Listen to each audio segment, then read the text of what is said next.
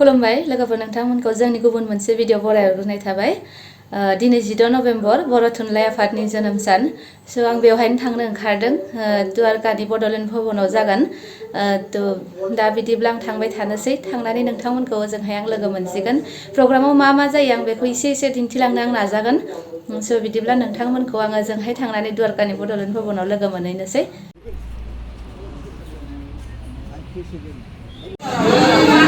सफैबाय लोगोफोर जों दा स्टार्ट जाहांबाय ओमफ्राय एक्जिबिसन लगायदों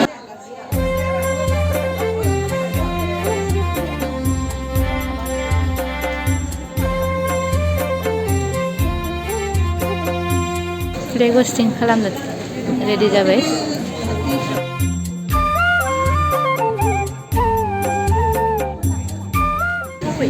बयखौबो खुलुमबाय गोजोन फुंबिलिनि फ्लेग हस्टिं खालामनायनि सिगां जोंनि प्रेसिडेन्ट आफादगिरि बिथां प्रफेसर निराला रामसियारिखौ बरायनो थाखाय आङो दिपामनि ब्रह्मखौ खावलायबाय दिनैनि बे गोथार सानखौ जागायनायनि थाखाय आङो जोंनि आफादगिरि प्रफेसर निराला रामसियारिखौ खावलायबाय फ्लेग हस्टिंखौ खालामनो थाखाय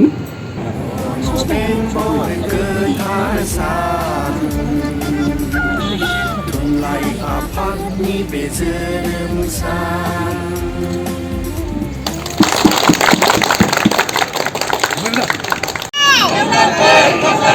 Boro Thunlai Boro sa Jai Boro Hanini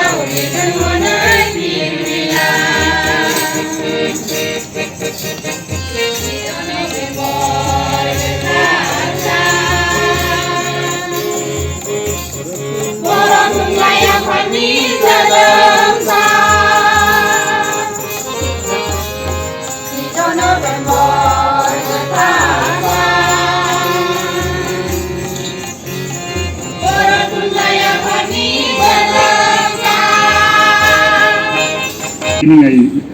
welcome you all, and we're very happy that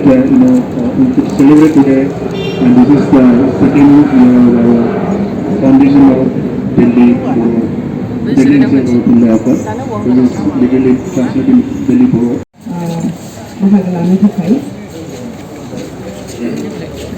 मुंख्लं बावनो रेडि November गोथार सान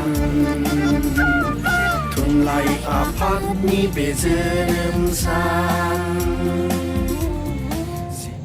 Meya Boro bijing san Boro maharini गोथार सान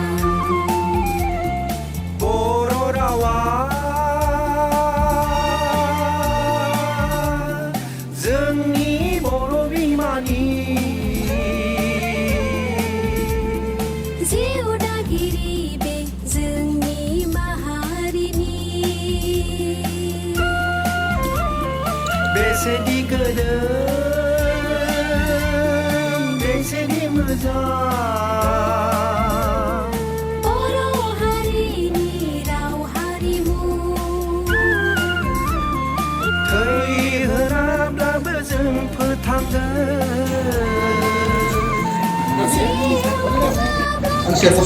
सियाराव बेसेन जाया जों रावनिबो उन्दै नङा नभेम्बर गोथार सान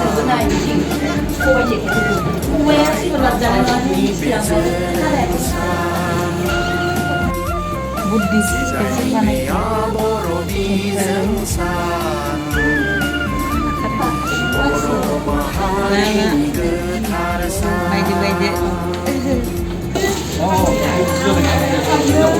16 नभेम्बरनि जानाय लोंनाय दा ब्रेकफास्ट अके मा दङ मा दङ जोंनिया दोङो सिंग्रा जिलेबि दाउदै आरो बे गोसोम सा गोसोम सा okay thank you welcome thank you मुसा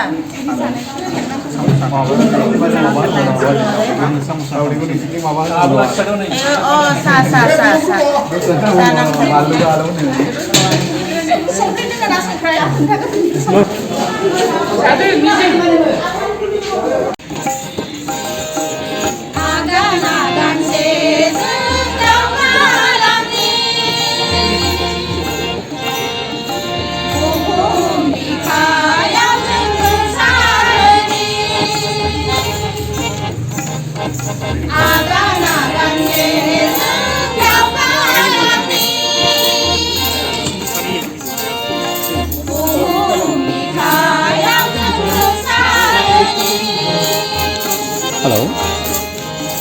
Sorry, David.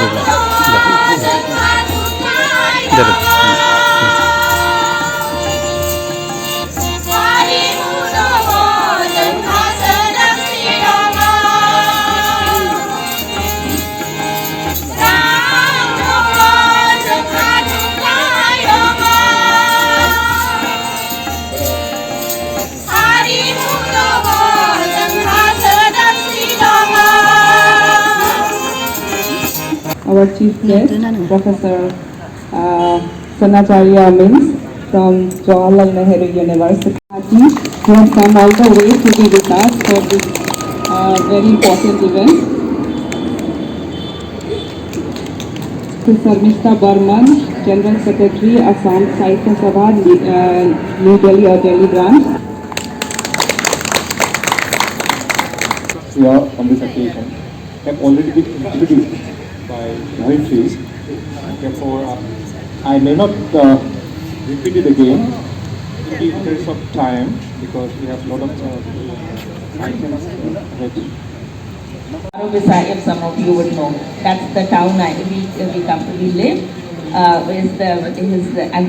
not ancestral home but forefathers, because ancestral place is Jharkhand. Father's younger brother's wife was a Boro. So we. আজি মই বড়ো ভাষাতে ক'ব লাগিব কাৰণ যিহেতু বড়ো জন্ম দিয়া বড়ো ভাষা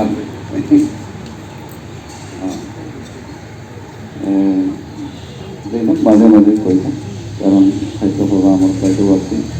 বড়ো দিল্লী জিলা থাকাৰ যিসকলে বৰা दिनैनि बे प्रग्रामाव जोंखौ जमा खालामनानै जोंखौ एकता खालामनानै बे मोनसे गिदिर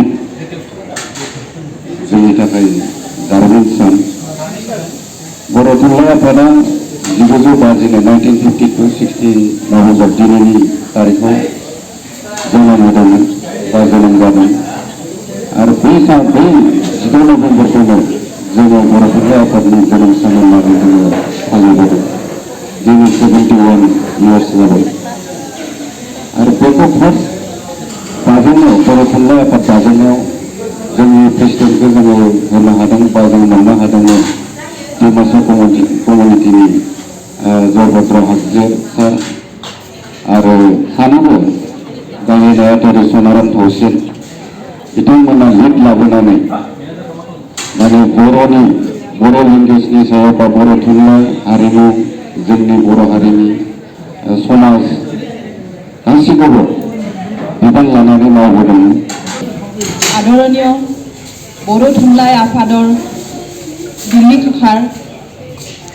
सभापति उपसभापति प्रमुखे आमार दायित्व बहि थका प्रत्येकगराकी सन्मानीय अतिथि আৰু আমাৰ মাজত উপস্থিত সকলোলৈ ভাই ভনী আমাৰ সকলোলৈ মোৰ নমস্কাৰ জ্ঞাপন কৰিলোঁ আজি মই আপোনালোকৰ মাজত আহি ইমান নিজকে ভাল লাগিছে ইমান সৌভাগ্যৱান বুলি অনুভৱ কৰিছোঁ কাৰণ আমি আচলতে সকলো একেই আমি সকলো ভাই ভনী মোৰ মা হৈছে ডিমাচা গতিকে এতিয়া ভালদৰে গম পালোঁ আমি আচলতে ভাই ভনী হয় কেৱল ডিমাচা বুলিয়েই নহয় আমি সকলোৱে আচলতে ভাই ভনী আমি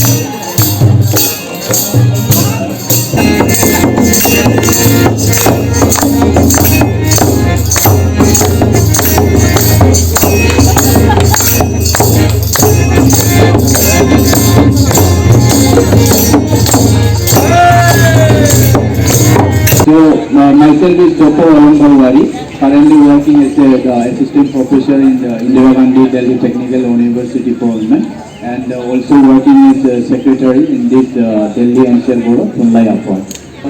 Mostly, I want to thank Professor Nirala Ramsiari for giving us this platform, especially because of him only this Delhi NCL Boro Thunlai Afad has come from dream to the reality. And so that we are able to gather and we are celebrating this 71st foundation day of Central Bodo Sahitya Sabha. And आं पदुमि बर' दिल्ली स्कुलावहाय आं मावो आं actually बेवहाय ओरैनो मोनसे बाथ्रा बुंनोसो बयखौबो खावलायनोसो आं दिनै गसंदों बाथ्राया जाबाय आं जेसेबां साननिफ्राय बेवहाय दंफैयो बेनिफ्राय आं गावबो बर' मिडियामाव फरायनानै फैनाय बेनिफ्राय आं सासे बिमा आं जेसेबां बोसोरनिफ्राय बेवहाय नुगासिनो दं गोबां बर'फोर फेमिलि दं खिन्थु बिथांमोना गावसोरनि बर' रावखौ माने बेयाव बर' थुनलाइनि सानखायसो आं दिनै बुंनो लादों एक्चुअलि बयबो गावनि फेमिलियावहाय बर' रावखौ जुदि गावनि फिसाफोरखौ फोरोंनो लायोबा सानसेब्लाबो बेबायदि थुनलाइयावहाय आरो लामा जाया जायगा जाया जालायो जोंनि फिउचार जेनेरेसनाबो बेखौ सोलोंनो लागोन आं गोबां दस्रा फेमिलिफोरखौ नुदों स्पेसियेलि साउथ इन्डियान फेमिलिफोराव नुयो जोंनि न'खरनि दरवाजाया गेङोब्ला बिसोरो बाहेरायावहाय बायदिसिना लेंगुवेज सोलोङो स्कुलावथ' इंलिश हिन्दीखौ सोलोंखायो न'खरनि दरजाया खोबनाय लोगो लोगोनो बन्द जानाय लोगो लोगोनो बिसोरो मोनसे एनभाइरनमेन्ट बानायो गावसोरनि लेंगुवेजखौ बुंनो सोलोङो फिसा फिसौखौ फोरोङो थ' बेबायदिनो आं स्पेसियेलि जोंनि बिमा माहारिखौ बर' आब'आ बुंलांदों कि बर' हिन्जावफ्रा दिनै माने डमिनेट खालामदों आरो मेजरिटि मास बि ग्रान्टेड आरो जोंनि बिमाफ्रानो जोंनि फिसाफोरखौ स्पेसियेलि न'खरावहाय बर' रायज्लायनो सोलोंहोगोन फोरोंगोन होननानै आं सानो आं मंगलदैनिफ्राय आसामनि मंगलदैनि आङो जोंनि एरियायावहाय बांसिन माने एसामिस लेंगुवेज बुंग्रा आरो एसामिस कालचार बांसिन फोरोङो खिन्थु थेवब्लाबो आंनि फेमिलियावहाय आंनि हासबेन्ड आरो आंनि फिसाफोरखौ गावनि बर' बुङो बेबायदि लेंगुवेजखौ बुंनो थाखाय आङो ट्राइ खालामदों आरो फोरोंनो नाजादों आरो दिनै आं साक्सेसबो जानो हादों होननानै बुंजायो आंनि फिसालाया फैखादों फिसाजोआबो फैनो गोसोमोन बर' थुनलाइनि माने बर' लेंगुवेजनि माबाखौ सोलोंनो जोबोद गोसो बेबायदिनो आं सानो मा बयबो बिमा बिफाया जुदि जोंनि बेयावहाय थाफैनायफ्रा दिनै बेबायदि सान फालिनायजों लोगोसे न'खराव थांनानै गावनि गथ'फोरखौ जुदि फोरोङोब्ला सानसे बेलासे जोंनि बेयावहायबो माने दिल्लीयावबो बयबो नेक्स्ट जेनेरेसनफोरा माने बुंनो नाजागोन सोलोंगोन जोंनि कालचारखौ लाखिनो सोलोंगोन होननानै आं मिजिंथियो आरो लोगोसे आं खावलायबाय आरो Niranjan Brahmo, after working for 3 sleepless nights, he couldn't make it to the event himself today, and he sent us the lycee. And we are very happy that we were able to get contribution from many people from different parts of Assam, particularly those who have, we also have contributors who have been Sahitya Academy awardees, and they have sent the poems, they have sent the prose, and we also have good number of contribution coming from many other individuals from different walks of life. This is what makes Rajasthani Lycee actually very unique. It's not a publication that is coming only from academicians, but also from people who have very deep connection with literature. मा जानांगौ दा होनलाय ओंखाम उखैबाय आब'मोन इले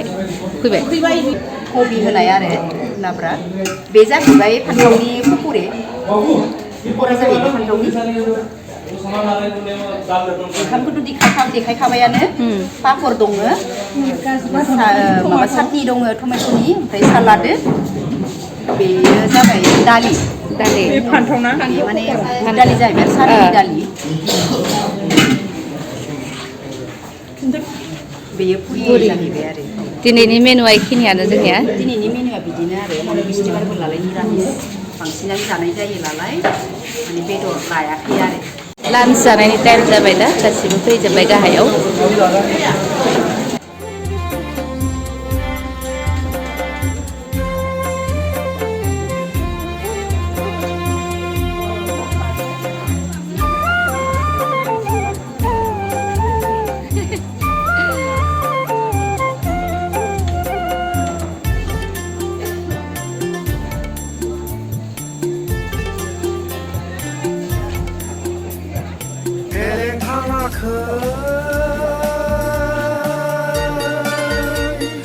मुंख्लंफोरनि नाजानाया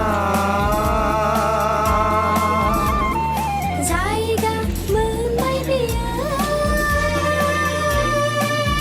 संबिजितनि 8थि फारिलाइया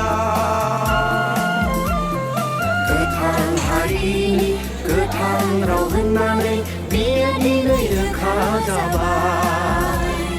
बुहुमाव गसंथानायनि बियो दिनै